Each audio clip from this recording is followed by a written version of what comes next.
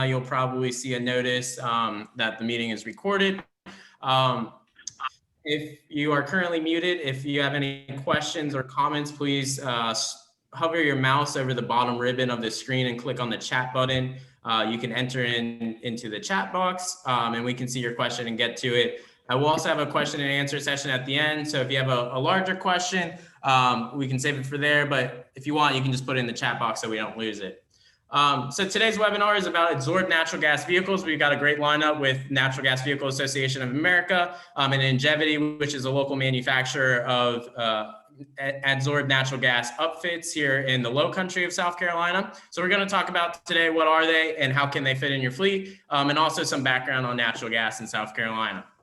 So I'm going to go through what Palmetto Clean Fuels is and what we do at the Energy Office, and then I'll pass the microphone over to Paul, who is with NGVAmerica.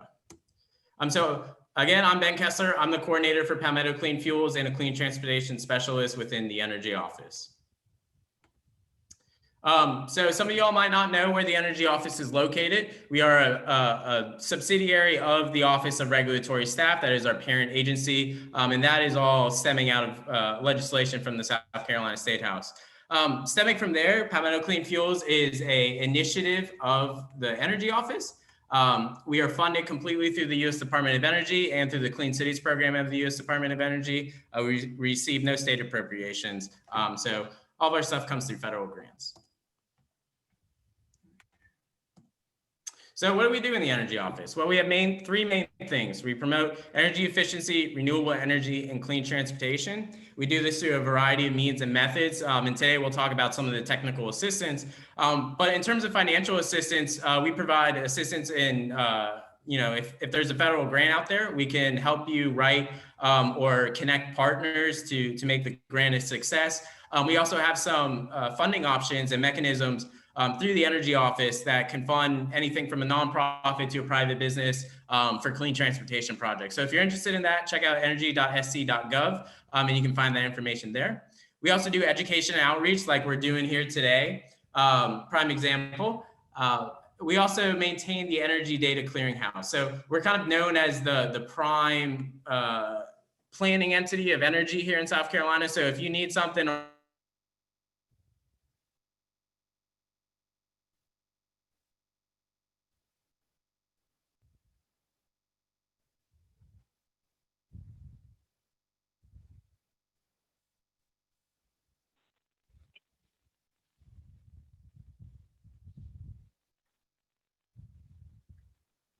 and I believe we have some connection issues with Ben's video. This means gas and diesel through the increase of alternative fuels, such as, like we're going to talk today, natural gas or hydrogen, biodiesel, ethanol, whatever it may be. We are fuel agnostic, so we believe every fuel has a place in vehicle classes, and we look forward to getting those vehicles on the ground. We also work on increasing air quality through the reduction of these dirtier fuels like gas and diesel. And we also increase or reduce our dependence, per se, on foreign fuels. And so those are kind of our three main thematic areas that we work in and our goals. And so how do we achieve these? So we've got a couple different strategies here. And today we'll be talking about light duty vehicles, but we do work with all vehicle classes. If you have a fleet or operate a fleet and are looking toward, transitioning to a more alternative fuel, we've got some really great tools and modeling that can help you understand what is the payback, the total cost of ownership for these new vehicles, and what might, savings in terms of cost and maintenance and in emissions. We also work on a lot of different mobility choices and emerging technologies such as 5G, connected intersections, and say e-scooters and stuff like that. Those are all developing sectors for us, so we are definitely delving into that area. We also work with the Department of Health and Environmental Control to do idle reduction programs such as the Breathe Better program that you'll find at schools and businesses through DHEC. And we also help with planning alternative and renewable fuel infrastructure. So if you're looking to put down some infrastructure, let us know. We can help you connect with, utility partners, make sure that we co-optimize the location, that it's benefiting everyone. And we can look at, we've got different, infrastructure maps and resources that we can look at to help you through that process. So now that we got done through the strategies, I want to talk about lead by example. And I know that we're talking about natural gas here today, but I do want to say that not only do we talk the talk, we walk the walk. So stemming out of the 2016 State Energy Plan, like I said, one of those recommendations was lead by example for state agencies to adopt these fuels and be cognizant of their fuel use. So we are the first South Carolina state agency to procure an electric vehicle. We're going to be using this as kind of a model for other agencies and municipalities that are looking toward alternative fuels, and use this as a case study for state fleet management and the further adoption of alternative fuels. So look for us out on the road. We've got it wrapped in this promotional wrapping here on the bottom. That's really nice. And also this is a charging station that we put in partnership with the South Carolina Parks and Recreation and Tourism. Another thing that we do is alternative fuel corridors. This was something that stemmed out of the Fixing America Surface Transportation Act that came out of U.S. Congress. The U.S. DOT designated alternative fuel corridors in 2016, of which all of ours in South Carolina are designated as either ready or pending. To be ready, you have to have enough infrastructure in place. So I know this sign says EV and LPG, but there's also CNG corridors here in South Carolina, and all of 85 in the upstate is designated as a alternative fuel corridor for natural gas.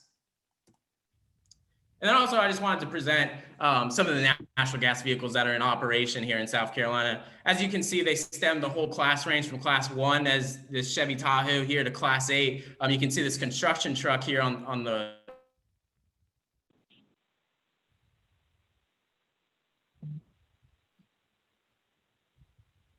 We seem to be having some technical difficulties on Ben's end with connection. So sorry for the glitching, everyone.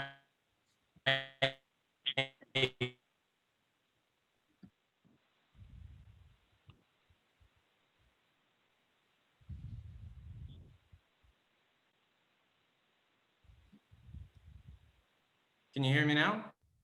Yes, sorry, your video has went out once earlier in the webinar and then has just went out. So I don't know if it's a connection issue on your end, but just note that there have been a couple of glitches. Okay. Where did I leave off at? You were just starting to talk about the natural gas vehicles in South Carolina. Okay. So I just wanted to show this slide. You know, there's really a lot of natural gas vehicles present here in South Carolina. As you can see, they span across the vehicle classes from the Chevy Tahoe on the left to all the way on the right. This Class 8 concrete mixer that has natural gas, as you can see on the back there. So instead of running on diesel all day, they've got powered by natural gas. I also wanted to show this UPS truck I saw on outside of 95 the other day. This is a liquefied natural gas truck. So a little rare, but they're in operation here in South Carolina. And then this bottom picture of this F-150, this is what we're going to be talking about today, adsorbed natural gas. And as compared to, and I know, Paul, you'll get more into the details here, and so is Peter, but adsorbed natural gas runs at a much lower pressure than some of these compressed and liquefied natural gas trucks. So it's a better option per se if you don't have the infrastructure around for compressed natural gas or LNG stations. And we'll get more into that today. But I did just want to show that, you know, they're running in South Carolina across the whole spectrum, and you can find them in any duty class. Also wanted to provide some information and education, some websites here that you can learn more off of. So a really good first step is the Alternative Fuels Data Center. This is run by the US DOE. If you want to find maps, case studies, publications, you know, laws and incentives, this is a really great place to turn to. Fueleconomy.gov, which is what you would see, you know, if you're purchasing a new vehicle, that window sticker, really good resource to compare and contrast vehicles and what might be better for you. And then, of course, PalmettoCleanFuels.org is our website. You can find a lot of local resources, our stakeholders, what we're working on, our newsletters, and join our mailing list. So check those out if you're interested. There's a lot of really good information on there. And I just wanted to provide my contact information. If there are any questions, comments, or concerns, please reach out to me. And like I said, if you're looking toward a new vehicle replacement in your fleet, we can help you do an analysis to make sure you're getting the best bang for your buck. And so I'll be now passing it off to Paul, who is with Natural Gas NGVAmerica. And Paul, you are ready to go. All right. Ben, just a quick mic check. Just want to make sure you can hear me.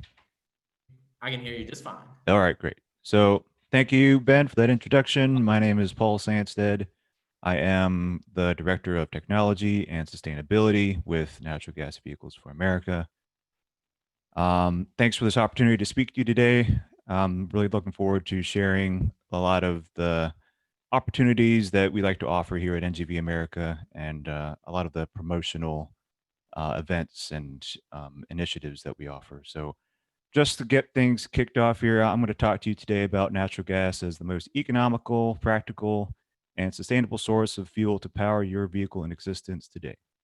Also, just to clarify, my title slide here identifies absorbed natural gas as the solution of tomorrow. But this technology is truly ready for deployment at scale today as well.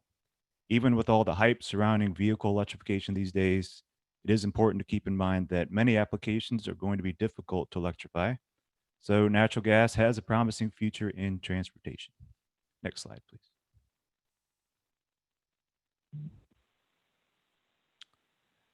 So quick introduction about NGVAmerica. We are a coalition of member companies that promote natural gas vehicles. We approach this in many different ways, whether that be from a government perspective. Our federal and state affairs committees have regular meetings. I lead our efforts from a technology and sustainability perspective. And we also have a regulatory expert on staff. Next slide, please.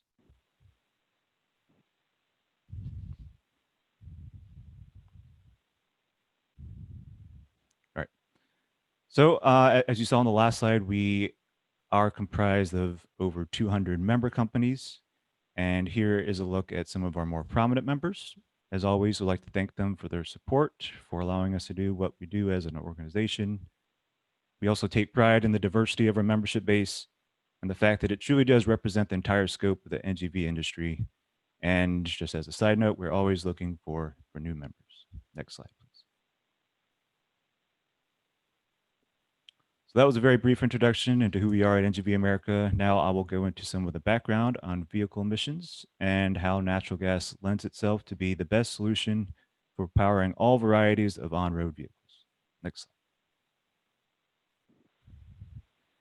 Trucks are the #1 source of urban emissions in the United States. More than half of the commercial vehicles on the road today do not meet the EPA's current NOx emission standard of 0.2 grams per horsepower hour. Next slide, please. The effects of these vehicle emissions are particularly evident in our large metropolitan areas, and this is not just a problem in California. 150 million Americans live in areas with excessive pollution, air pollution that is almost half of our entire population. That pollution causes health conditions such as asthma, lung cancer, heart disease, and premature death. So this is obviously a major problem that demands our attention. Next slide.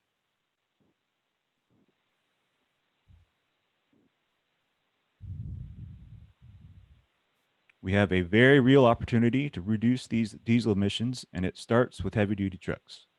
As an example, we can take one heavy-duty truck powered by diesel off the road, replace it with a ultra-low NOx natural gas truck, and that would be the equivalent of removing 119 passenger cars off of our road. Next slide, please. There are significant benefits for switching to natural gas as an alternative to diesel. And according to the results of this study by the University of California, Riverside, they are more significant than the EPA certification limits might suggest. I will try to explain this graph here, which does an excellent job of identifying the disparity. So start by looking at the two dotted lines. The black dotted line represents the current EPA emission standards of 0.2 grams per horsepower hour of NOx. The green dotted line below it represents the CARB optional low NOx certification standard at 0.02 of a gram per horsepower hour. And so on the left, you'll see that we've got 3 bars, and these represent diesel NOx emissions in 3 different duty cycles. The blue is a regional duty cycle. The yellow bar is a local duty cycle. And the gray would be a near dock duty cycle in this port truck situation. So as you can see, the lower the duty cycle, the higher the NOx emissions are from these diesel engines. It's surprising. It kind of goes against intuition here, but with diesel, they found that the NOx emissions are up to 5 times higher based on a lower duty cycle. On the right, you'll see the same bars, but much smaller. You got blue, yellow, and gray representing the same 3 duty cycles, but with a natural gas engine instead of diesel. In all 3 cases, the NOx emissions are below the limit. And with natural gas, the NOx emissions actually decrease with the duty cycle. So very significant advantages there with natural gas vehicles. There's also another study done by the International Council on Clean Transportation. They found that even higher emissions with heavy duty trucks when they're operating in suburban and urban areas are also up to 5 times higher. So this just confirms that even though diesel engines are certified to a certain level, based on the duty cycle, those emissions actually can be much higher. Next slide, please.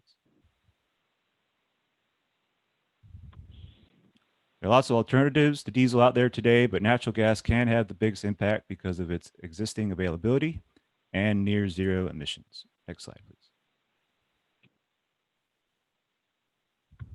We have the technology, and it is ready for large-scale deployment today. Natural gas can power virtually every automotive, industrial, and high horsepower application imaginable, including marine and rail, and light-duty applications as well. Next slide. As I mentioned previously, the cleanest commercially available diesel engine today meets the current EPA standard of 0.2 grams per horsepower hour of NOx, but the latest near zero natural gas engines are certified to 0.02 of a gram per horsepower hour of NOx. That's a 90% decrease in NOx emissions.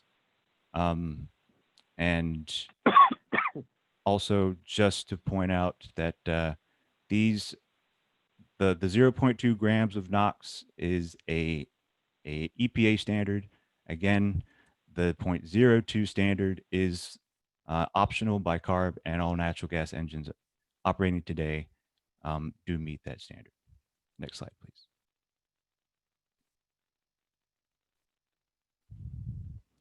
This slide shows an excerpt from one of our flyers on the cost of reducing NOx emissions with 3 different vehicle technologies: natural gas, diesel, and battery electric. In all 4 cases of the different vehicle applications, which were Class 8 truck, refuse vehicle, transit bus, and school bus, the natural gas solution is the clear winner with the greatest amount of NOx reductions at the lowest price per pound. And we're not just making these numbers up. The results are from Argonne National Laboratory's Heavy Duty Vehicle Emissions Calculator, which is an excellent tool for determining emissions reductions with alternative fueled vehicles. Next slide, please.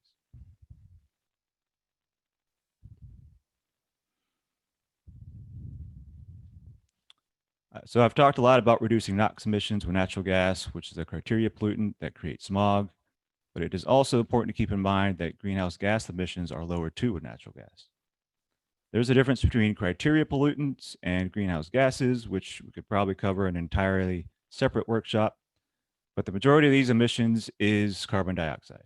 So comparing total life cycle wheel to well greenhouse gas emissions with diesel, you can see that there is an 11% reduction using LNG and a 17% reduction using CNG. And just to note, the percentage is a little bit lower with LNG because of the additional processing required with LNG that creates a little bit more of a carbon footprint. Next slide, please.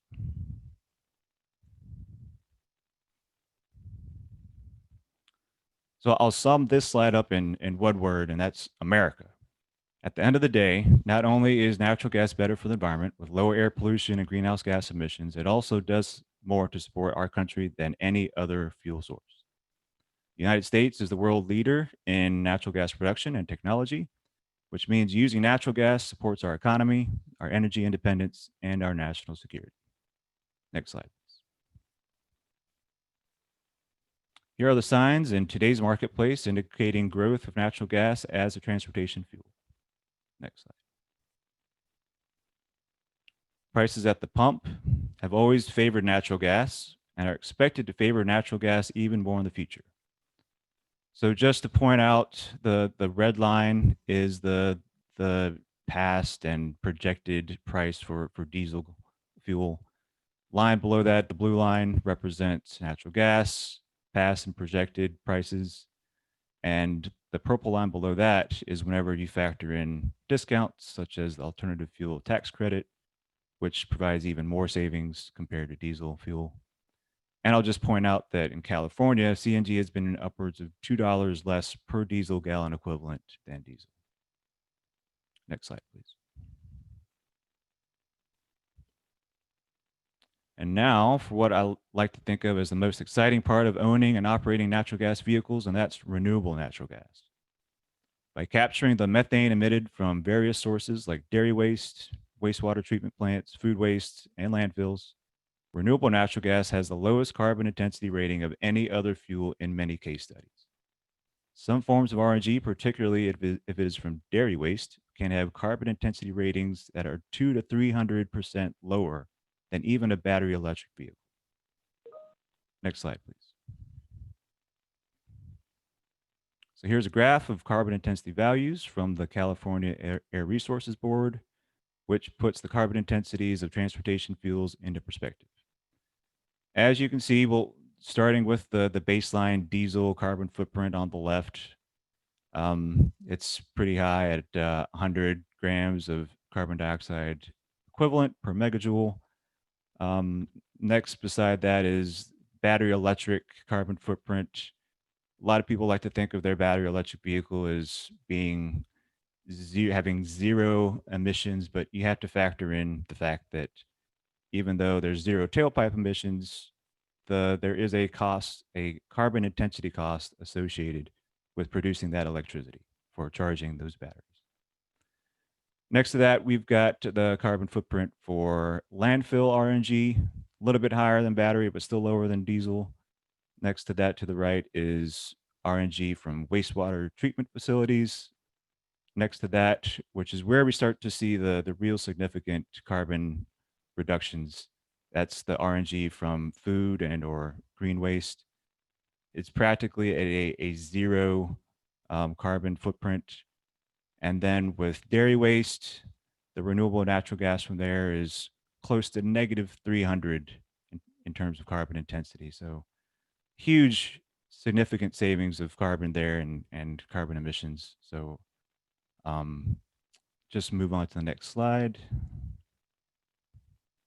In terms of the percentage of all natural gas for on-road applications, more than 1/3 of the fuel consumed last year was renewable natural gas. Next slide, please. So what does all this really mean? The big takeaway here is that when you take natural gas vehicles and fuel them with renewable natural gas, you have the most sustainable path to reducing greenhouse gases and carbon intensity for any vehicle application worldwide for likely a decade or more. Next slide, please. For those of us here in good old South Carolina, here are a few examples of success that fleets are having with natural gas today. Next slide, please. UPS is arguably the most prominent fleet, not just in South Carolina, but the rest of the country as well, when it comes to natural gas vehicle investments. What they would tell you is that it was a rocky start at first, but after getting to know all the ins and outs of their new vehicle technology, their investment is paying huge dividends for them now, not just financially, but also environmentally. To further their sustainability efforts, UPS also recently agreed to purchase 170 million gallons of RNG to be distributed through the year 2027, which will reduce their greenhouse gas emissions by more than 1 million metric tons. Next slide.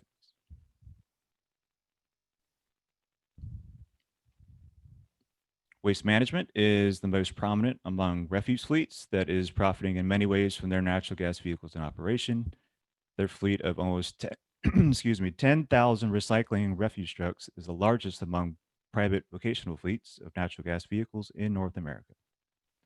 Waste Management currently operates more than a third of its fleet on RNG from its own landfill facilities, with plans for even more in the future. Here in South Carolina, not only Waste Management, but also the city of Spartanburg and GFL Environmental are other South Carolina refuse fleets using CNG to power their trucks. Next slide, please.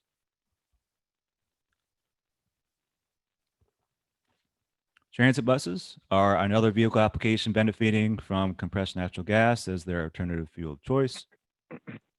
The city of Anderson Transit is currently running 3 buses with CNG, which comprises 30% of their fleet. While this may pale in comparison to the efforts of huge fleets like UPS and Waste Management, this is still worthy of good recognition here in South Carolina. Next slide.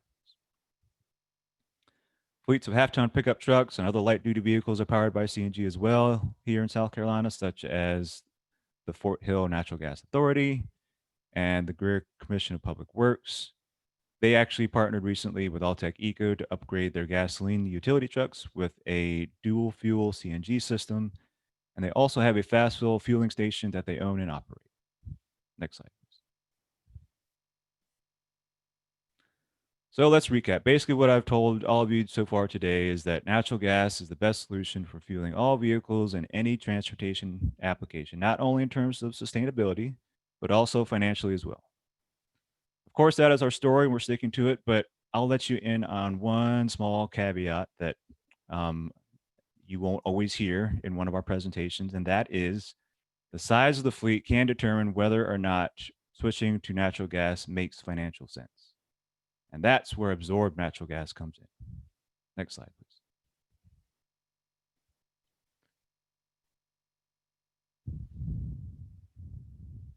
First of all, I'll just say that I am not an expert when it comes to absorbed natural gas technology, and that's where our friends at Ingevity come in. You'll hear from them later.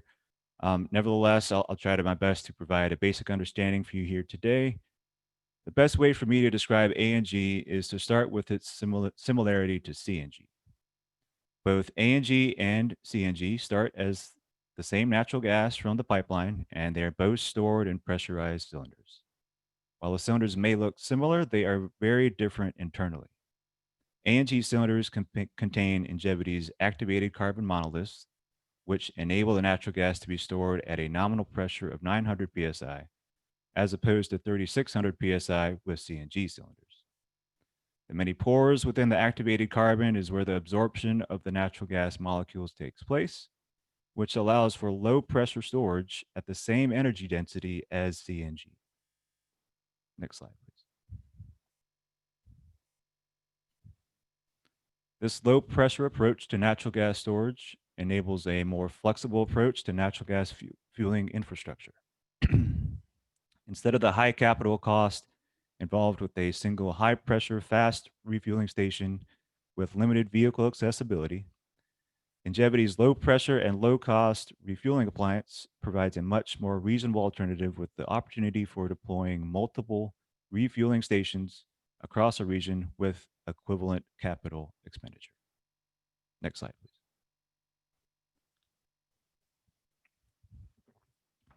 Considering light duty pickup applications running on gasoline, which happens to be Ingevity's target market, an ANG biofuel system can potentially reduce the vehicle's carbon footprint by 20%. This is the equivalent of removing 2,600 pounds of carbon dioxide from the air and displacing it with 1,350 gallons of gasoline per vehicle.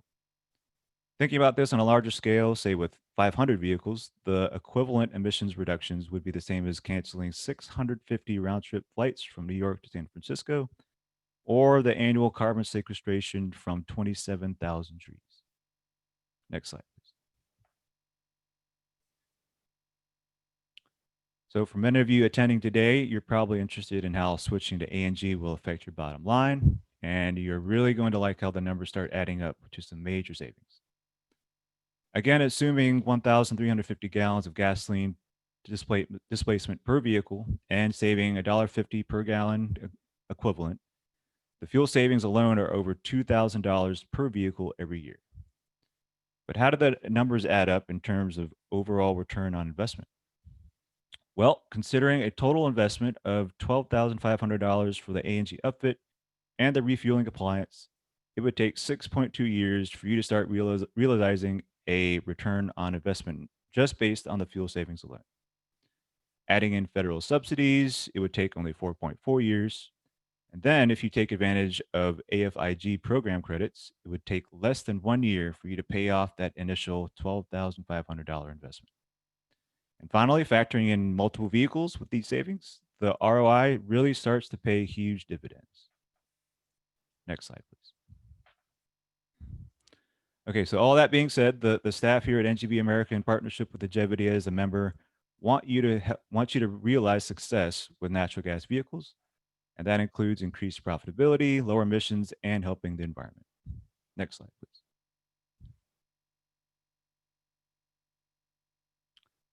Our website is a great starting point and is full of useful resources that we update regularly.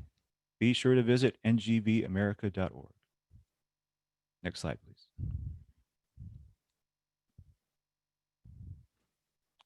Here is just one example of the documents and resources we have available on our website. We just released a flyer that compares 2 different roads taken by Texas and California to lower their state's vehicle emissions. Long story short, and spoiler alert, Texas is doing a better job at reducing their emissions than California, and they're spending less to accomplish this by relying on natural gas vehicles instead of the battery electric technology. Next slide, please.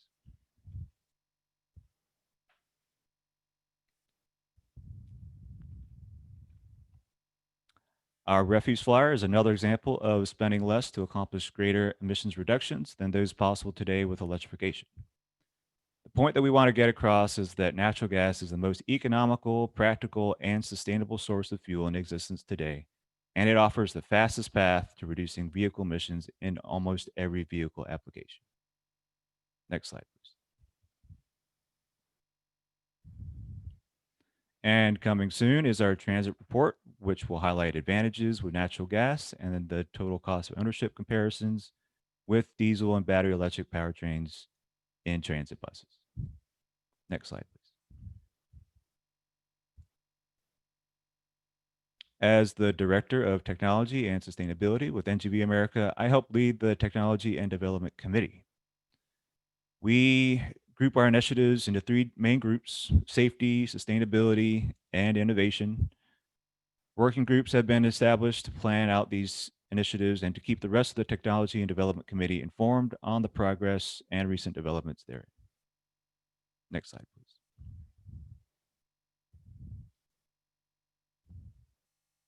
Here are some other opportunities that we offer to our members.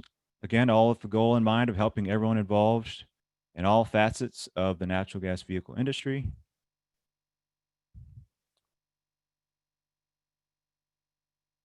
A few of which I'll just state. We offer a federal government advocacy committee, a state government advocacy committee, Volkswagen Trust Action Center. That's where you can go and you can find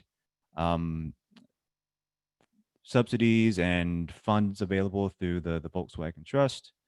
I also put together a quarterly infrastructure report, which highlights the growing, or in some cases decreasing, footprint of our natural gas infrastructure. And then we also put out a weekly natural gas Vehicles for America newsletter.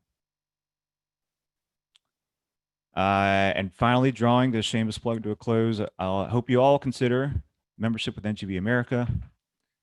And for those of you having interest in membership or would like to connect with me offline regarding any of the topics I have discussed here today, my contact information is listed here. Go to there you go. Here's my contact information. Thank you once again for the opportunity to speak today, and I hope you enjoy the rest of the workshop. Ben, I guess I will hand it back over to you. Thank you. Yeah, thank you, Paul. And I apologize there. I hit some shortcut key and hopefully got back to the right slide. It's all good, yeah. Okay, good. And thank you so much for providing a background on what natural gas is, the uses of it, the resources out there for people who are looking for it.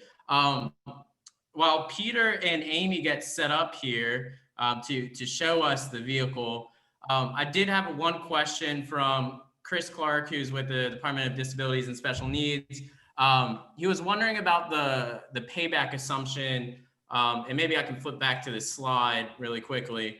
But he was wondering with the cost on paying this back with the fuel on fuel savings alone, is this taking into account the fuel efficiency of natural gas as compared to gasoline in that cost assumption? So this slide I actually adopted from Ingevity. I would have to lean on them a little bit, unfortunately. Okay, no worries. Yeah. And okay, so we'll switch off now to, I'll stop sharing my screen here, y'all. So we have a special treat for everyone. Peter and Amy are gonna be at a refueling station with the vehicle. Amy and Peter, are you online and can hear us? I can hear you. Okay, do y'all wanna turn on your video? I am trying to do that now. Okay, no worries. Bear with us, everyone. You know, it's not really a virtual event if there's no technical glitches. It's the privacy of the camera.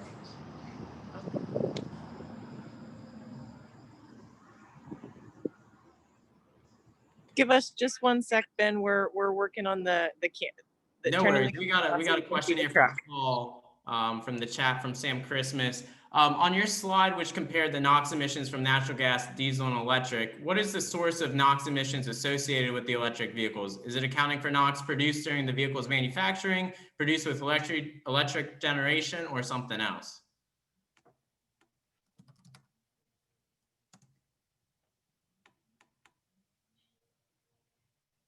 Oh, Paul, I don't think we can hear you. All right, can you hear me now?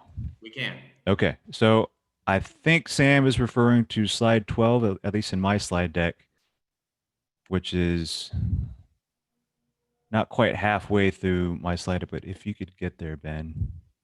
Yeah. Just want to make sure he's referring to the same slide. Go, sharing screen. Okay.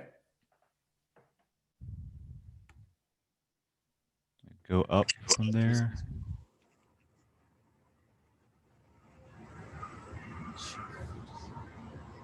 Peter, is this what we're talking about? No, keep going up. I mean, Paul. Sorry. Up. Yep. Go up about 5 more. Which one was it? It's slide 12 in more. my deck. Okay. Let me see here. 12. 1, 2, 3, 4, 5, 6. Is it which? Do you know what the title was of it? Sorry, I have other slides in my deck. It's got NGVs deliver the largest, most cost-effective NOx emissions reductions. It's got a graphic on the upper left-hand side showing the 4 different vehicle applications. Yep. All right, let me share screen. Sorry about this, folks. But here we go. Is this the one? Nope, keep going up. Oh, okay. Nope, sorry, go down. It's number 22 on your deck. Number 22. Okay. Yep. All right, so yeah, I'm assuming Sam's referring to this slide. And his question one more time. I'm sorry. Basically, are you accounting in the electric vehicle assumptions here? Are you accounting for NOx produced during the vehicle manufacturing process, during electric generation, or something else? That would be electric generation. Does not account for manufacturing processes. Okay, awesome. Thank you. Okay, so we're going to turn our attention now to Peter, who is standing in front of an F-150. I'm going to spotlight his video for everyone. So Peter, take it away if you don't mind introducing yourself and letting us know what you got in front of you and walking us through. Yeah, so first of all, everybody can hear me okay? Yes. Okay, yeah, I had to make my privacy of my camera undone, so that's why they didn't work the first time, so I apologize for that. But yes, my name is Dr. Barber with Ingevity. I'm the business development director for our A&G technology. And to quickly answer the question that somebody had about the return on investment slide, that is factoring in a fuel economy. And so hopefully here by the end of this month, if not middle of next month, we will have a calculator on our website that people can tap in their annual mileage and their fuel economy, and it will spit out what the average fuel savings and greenhouse gas reductions would be under an A&G operation. So just to let y'all know that. But yes, what we're looking at is a 2019 F-150. It is a dual fuel or biofuel rather, A&G gasoline vehicle. We have the EPA certification for this F-150 through this year, 2020. Starting in 2021, we will be switching over to an F-250 instead of the F-150.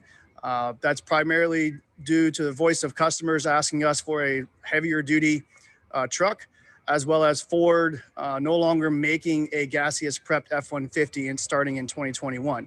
So everything I'm going to show you today will be applicable to the 250, just a larger truck, obviously. So what we're looking at, as I said, is a 2019 F-150.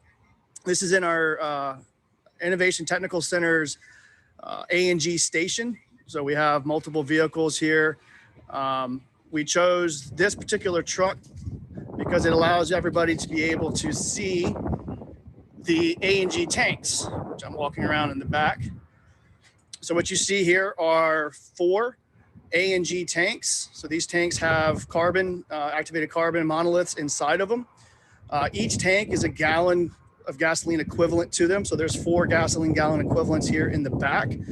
One other plug for next year is that the 250 will have a single tank in the back, and it will be 6 GGE capacity. So 6 gallons worth of natural gas in the back. But everything is connected. Our upfitter is Alltech Eco. So these 4 1 gallon equivalent tanks here are going to be used primarily. 97% of the fuel coming into the vehicle is natural gas, and that's done through a qualified calibrating modifier through Ford. These tanks can be pulled all the way down to about 5 PSI before basically rendering itself empty. So that's a big difference between A&G versus CNG, which normally at 200 PSI, the CNG is basically empty. We're able to pull all the way down. But one thing that's interesting about the calibration that we have on this thing is that if you were to hop into this vehicle and operate it, you would never know that it's running on natural gas. The performance, the torque, all of the characteristics that you are accustomed to with an F-150 or next year a 250 will be the same, and that is done through the calibration of the vehicle. As I mentioned, it's a biofuel, so you still have your ability to fill up with regular gasoline.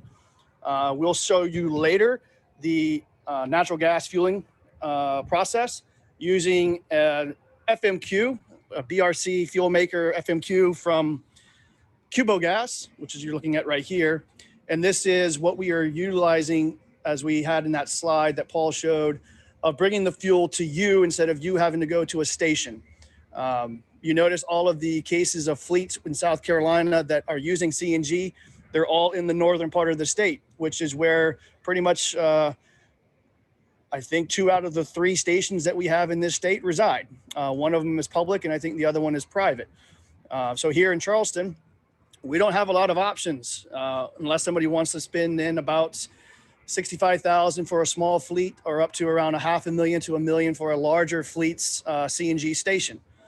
We take care of that by operating at 900 PSI. You can use basically this appliance here, which is really no bigger than a dishwasher, to fuel your natural gas vehicle.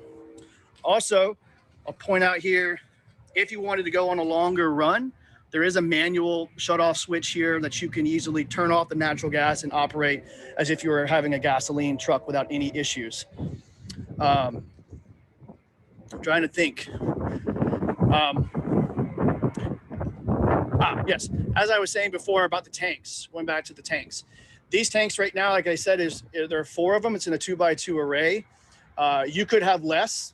Right? If you wanted only 2 tanks, you could put 2 tanks in there. We do have the option of going all the way out to another set of tanks in here. So you would have 6 total.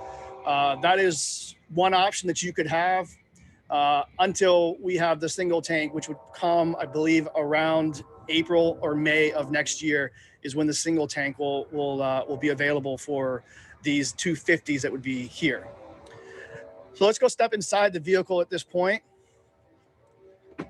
And I had the keys in, so I apologize for the ding, ding, ding. But this monitor here, I'm trying to get closer, is what is used to monitor your pressure, your CNG pressure that you have in your system. So right now, our valve is cut off for storage. So that's why it's showing that it's only gas. If we were to turn the switch on, you would see that you would have CNG as a system status. But basically everything that you need to know about the vehicle is off of that monitor. Not that you have to worry about that, because as I said, when you run out of natural gas, it will automatically seamlessly transition over to gasoline. So you don't have to worry about, am I going to make it back to the office? You will have no problems doing that. Also, to show you that we are not doing anything fancy with an F-150 here. This is a work truck, obviously mode. Nothing really different going on in here. There's no sacrifice of any of the back seats for the tanks. Give you an idea of bed space. This is a long bed. And so these tanks occupy about 2 feet worth of bed space. So in a long bed, you still have roughly 6 feet left to go on it. If you had a standard sort of 6-foot bed, you'd have still 4 feet of workspace in the back of the bed to do whatever you need to do for storage. When we move to the single cylinder tank, that'll be about 18 inches is the space it'll occupy in the back. So you'll have more room as well during that operation. So I think at this point, to show you how easy it is to fuel this vehicle as if you were filling up your truck with gas, we are going to open up the FMQ. So it's a pretty simple start-stop mechanism. Nothing really crazy. Same thing. Here's the holster. It looks just like a gas holster, relatively speaking. Make sure I don't trip on the way over here. But basically, you come over to here,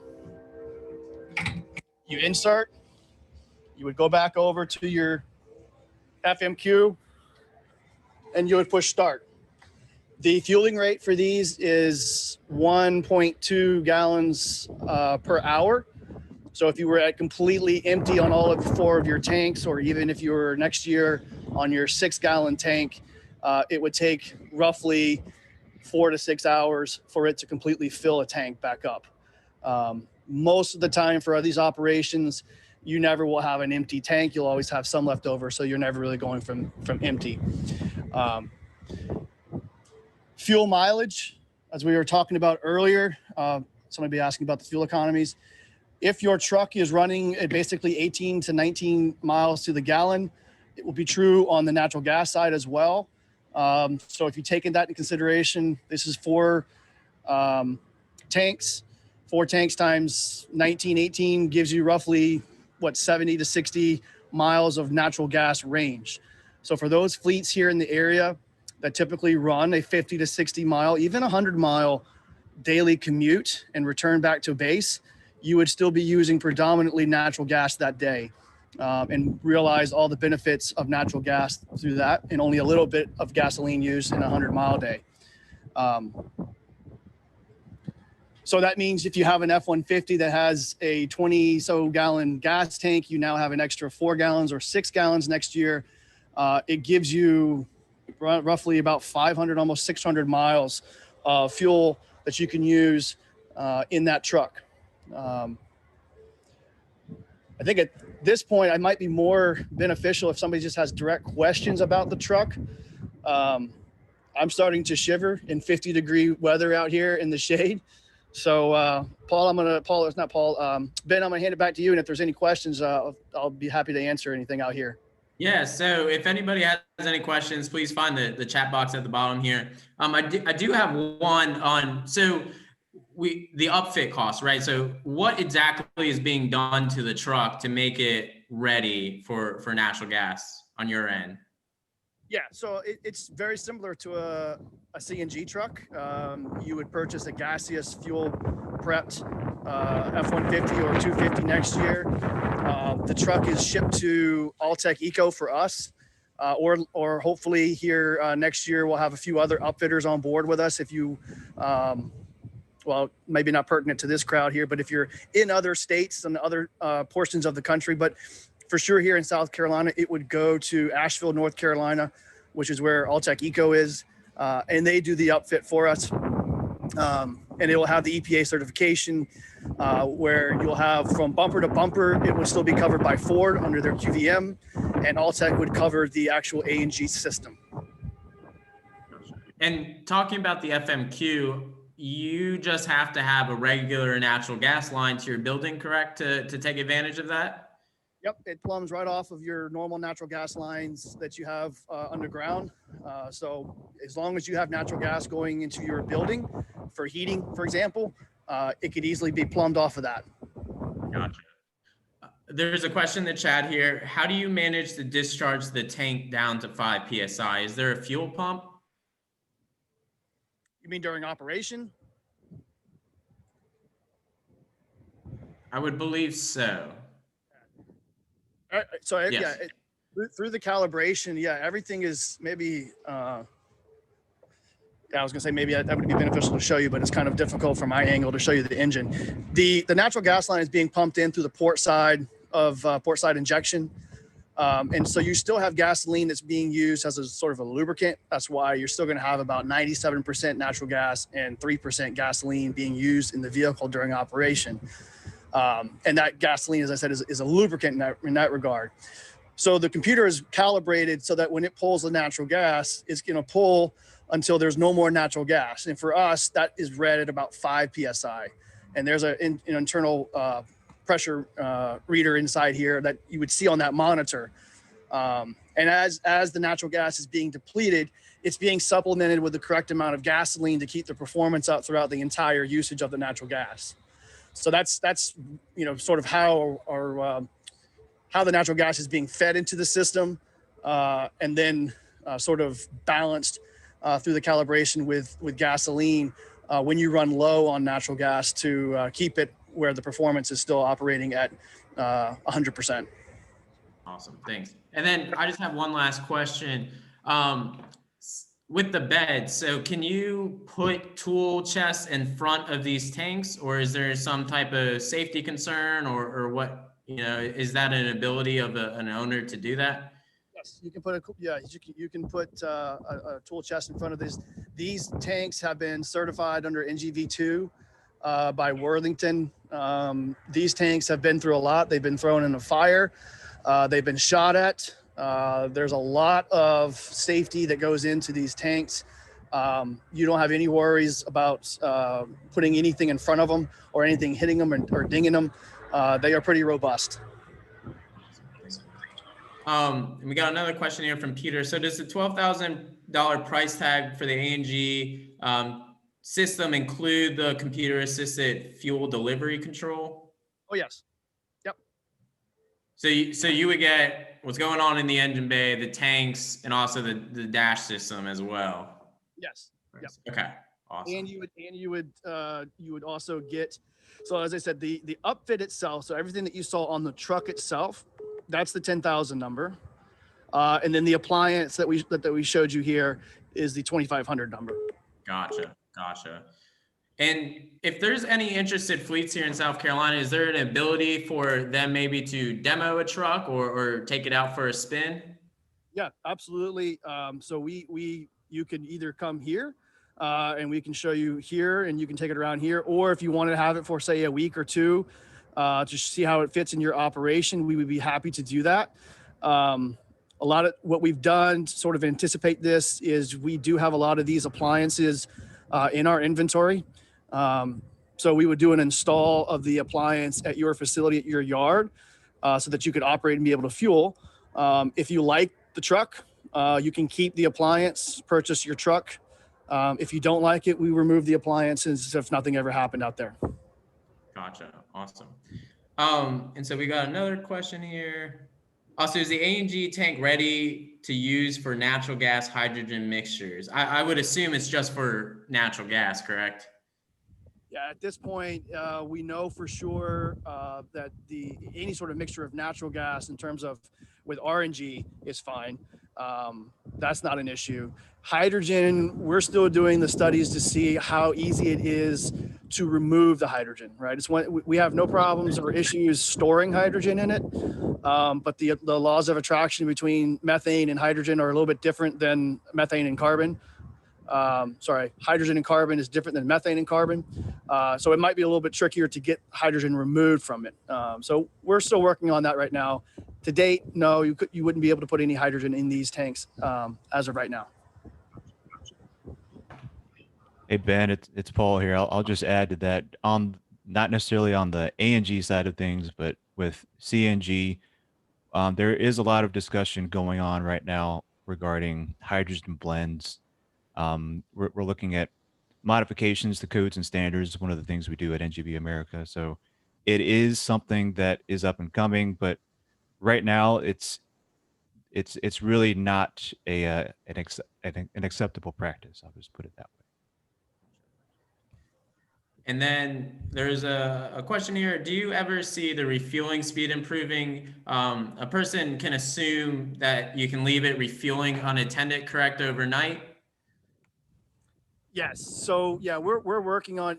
So the short answer to that is you can fuel it faster if you wanted to. The issue you would run into is that as you're fueling this vessel, even if it was a CNG tank, there's a lot of heat that's generated. That heat gives off sort of a false pressure. So basically what you get is a false fill. What looks to be 100% isn't truly 100%. And so with us running at the 1.2 GGE per hour gives us a complete full fill. That being said, we are working on ways that we can improve that number. We understand that not everybody can have a 4-hour, 6-hour wait. That's why we really like the models of fleets that have sort of a return to base modality that the truck is going to be staying there overnight anyways. But yes, we are working on making that more efficient. And again, you can fast fill it if you wanted to. It's just you wouldn't get a full fill. Gotcha. Awesome. Thank you. And then Paul, you had some questions you had said. Maybe we can squeeze. Yeah. So Peter, I'm learning here too. So in my presentation, I identified the nominal pressure for a fully filled ANG tank was around 900 psi.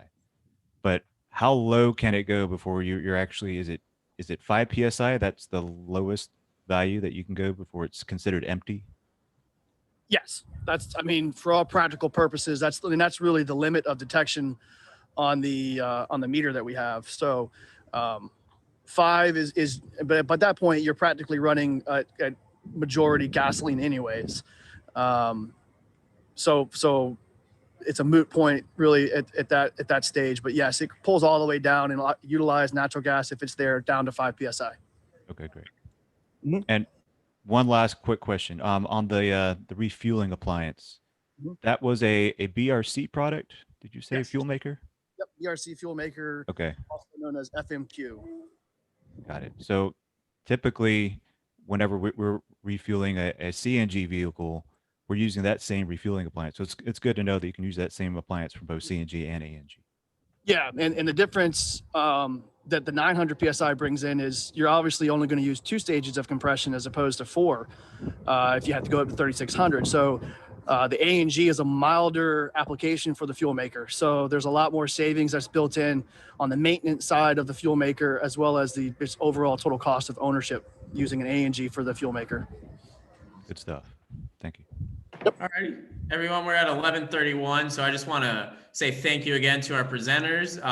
Great job by Peter showing us the video or the vehicle and the refueling station. I also want to thank Paul for giving us background and knowledge on what the NGVAmerica is doing on their side. And thank you again to all of our attendees. We will upload this to YouTube. So if you all want to watch it again, it's up there, or share it with some friends. They can see it, and we'll follow up with an email. So everyone take care. Have a great rest of your Wednesday and stay safe out there. Thanks, everyone. Take care.